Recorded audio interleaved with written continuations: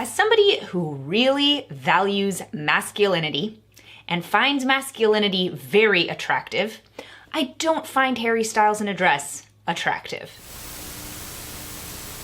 Hey guys, what you doing? It's TheKillerDoll here, and today we're going to be talking about Ben Shapiro in a wig and how they prefer very masculine men. Wait, it's not Ben Shapiro in a wig? That's his sister? Oh, goddamn. Yes, today we are finally going to be talking about classically Abby. You know, the women people could absolutely not escape advertising a video for how to dress modestly. Another girl defined, if you will.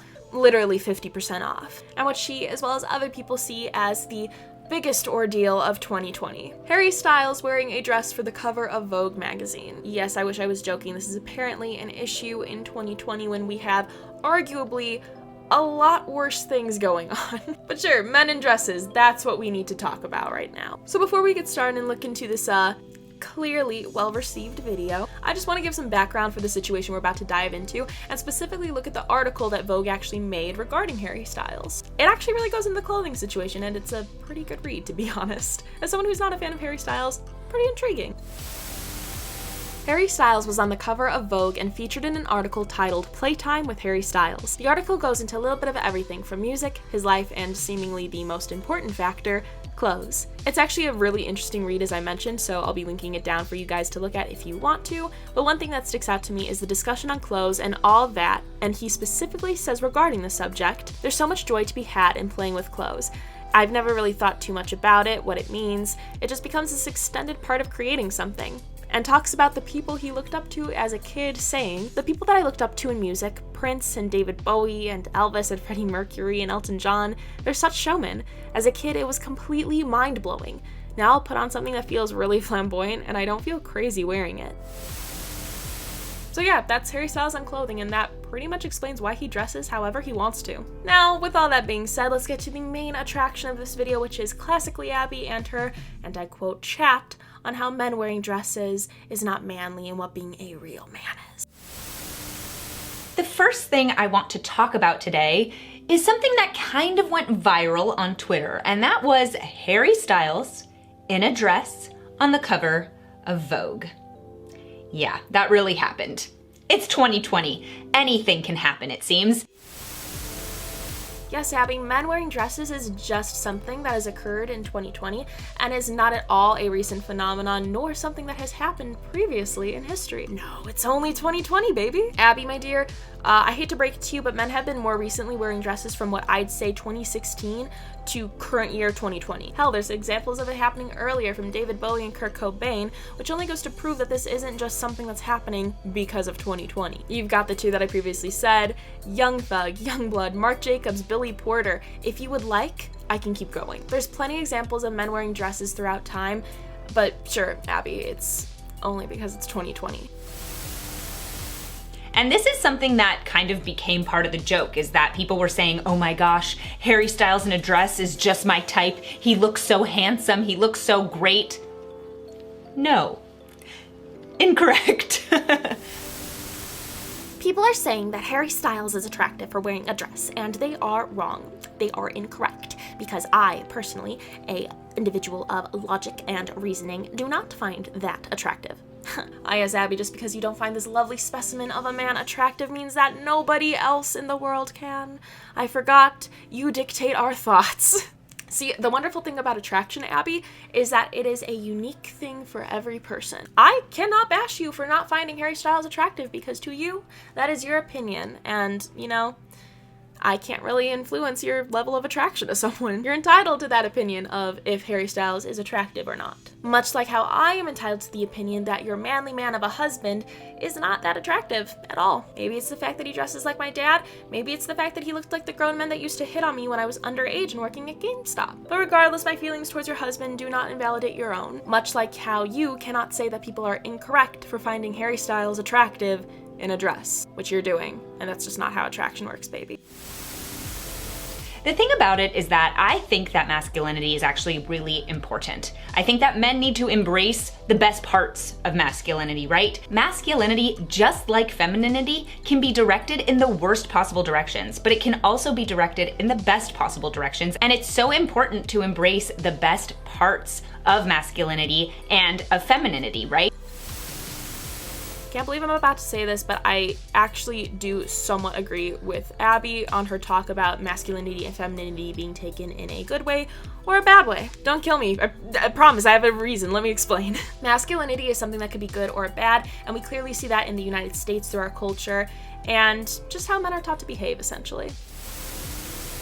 According to Child Trends, in the United States, expectations for boys tend to center on dominance, control, avoiding weakness, and restricting or hiding emotions. These norms can be the most stringent during adolescence, partially due to policing by peers. Boys must prove their masculinity daily to peers, and should they falter on average, boys have fewer coping skills than girls.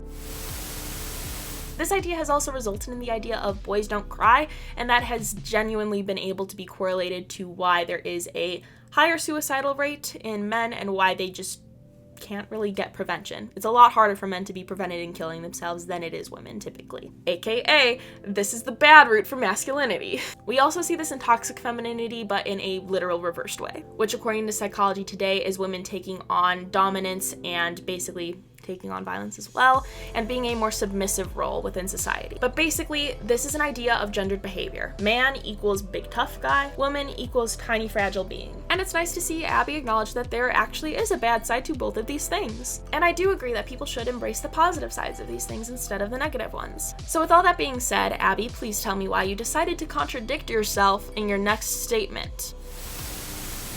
Women want men who are going to protect them, and that protective instinct is a masculine thing. Women want men who want to support them. That's a wonderful masculine trait. Men in dresses? Not so much.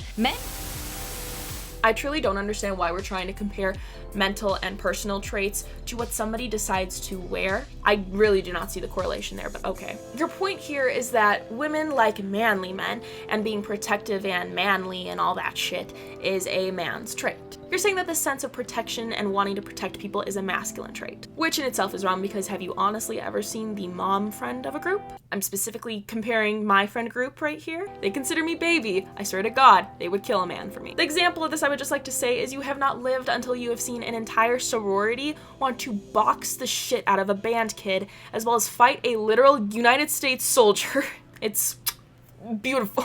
You're also equating this very obvious human trait to men can't wear dresses because they can't give you that protection. Make it make sense, Abby, because you're saying that a man that wears a dress cannot have this protective trait that is typically manly, when I'm gonna be 100% honest with you for a second. If I personally was stuck in a room with Harry Styles, as well as your husband, I would feel 100% more safe on Harry Styles' side than with your husband. And by safe, I also mean protected. I feel like Harry can actually kick a person's ass even though he's in a dress. More so than I feel like your husband could, dressed up as my 56-year-old father. Also, side note, Harry Styles in this is literally photographed in pants, skirt, and obviously the iconic dress. And I feel the same way I feel towards him in pants as I do with him in a dress or in a skirt. You know, as far as it goes to who I would feel more protected around. So arguably, it seems like you really can't define masculine traits as a whole because, you know, mom friends, or define masculinity or femininity through clothing. Because, you know, you could just go back and forth between like pants and dress and a skirt. Now, my favorite thing about the Shapiro siblings, Ben and Abby alike, is they love this idea of facts over feelings and just being logical when they themselves are intellectual illusionists. Meaning that they talk quick or jumble their words to the point where it kind of sounds smart, but the more you look into it, you realize how full of shit it is. Don't believe me? Well, this next clip really nails that down. Men don't belong in dresses. In Western culture, it's not a thing. Men don't belong in dresses because men should be men. It's a good thing for men to be men. With this idea of a certain gender not belonging in a certain item of clothing, I would like to introduce you guys to this lovely thing I like to call history, and how history may actually be repeating itself with men wearing something that is traditionally seen as feminine. So, Abby, directly talking to you for a second, I noticed that in your videos regarding like modest outfits that you can wear, you love to throw on like skinny jeans and jeans in general for those outfits. You know, wanting to show that women can look good while also dressing like a modest conservative housewife. or YouTuber in this case. History majors who are studying fashion, you know exactly where I'm going with this point. Abby, I just wanted to ask you if by any chance, did you know that in the 18th and 19th century within Western culture, women were actually not allowed to wear pants because it was something considered to be too masculine for them? Did you know that there's actually examples within our Western civilization and Western culture of literally women getting thrown into jail for wearing pants? Something you avidly promote for the sake of modesty. Women wearing pants actually used to end up in jail for doing so because of pants being too masculine,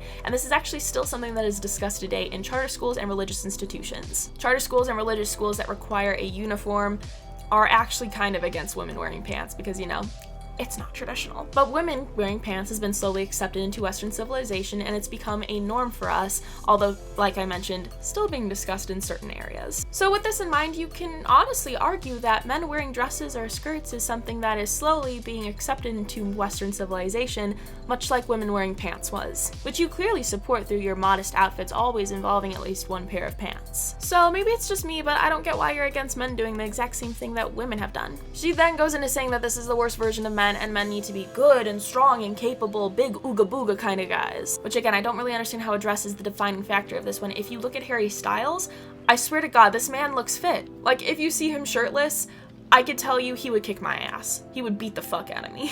Also, as Young Thug once said, I wore this long ass dress because I had a motherfucking AK-47 up under it. So, I mean, I don't think a dress is a preventative factor from a man, you know, being capable to protect or kick somebody's ass. Also, see kilts. Dude, what the fuck? The whole idea of toxic masculinity really bothers me because the word toxic implies that masculinity in and of itself is poisonous. And it's not. Masculinity is a great thing when it's directed properly. But just like anything, masculinity can be an idol. And I know that strictly from the perspective of am I attracted to a man who would put on a dress? The answer is no.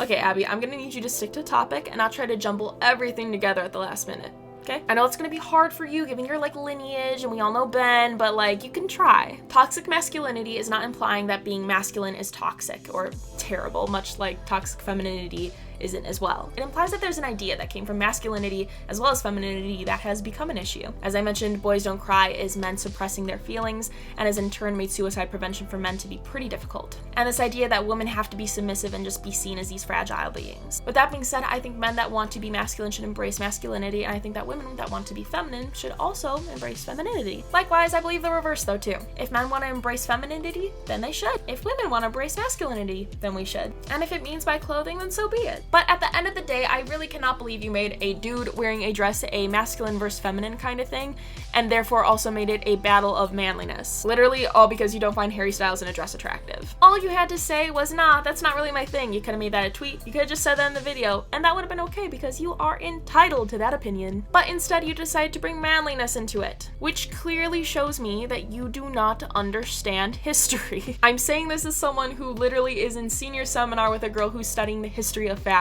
She's drilled that shit into my head, and honestly, it's clearly come in use. Shout out to you, Isabel, goddamn. Again, see women not wearing pants in the 18th and 19th century because it was seen as masculine and how that has clearly changed. I shouldn't even have to say it. You are literally an example of that, Abby. And this really shows that clothing items itself doesn't define whether somebody is feminine or masculine. I think it more shows people wanting to do something for themselves and deciding to wear what they want to wear instead of sticking with something that would necessarily be a norm of sorts. They're just being creative, and overall, I think clothing is a wonderful creative outlet, just like makeup is. I think clothing should only be seen as that creative outlet as well and shouldn't really have any deeper meaning. I think the whole debate on saying that men can't wear dresses is very tone deaf to history. Truly rings very familiar to women not being allowed to wear pants. And I think if Abby just wanted to say that she doesn't find Harry Styles attractive in a dress, she could have left it at that, instead of trying to spin it into something it's really not. Because I promise you, a guy throwing on a dress for a simple photo shoot for Vogue magazine is not going to jeopardize your idea of masculinity nor your husband's. And besides, attraction, again, is a very personal thing.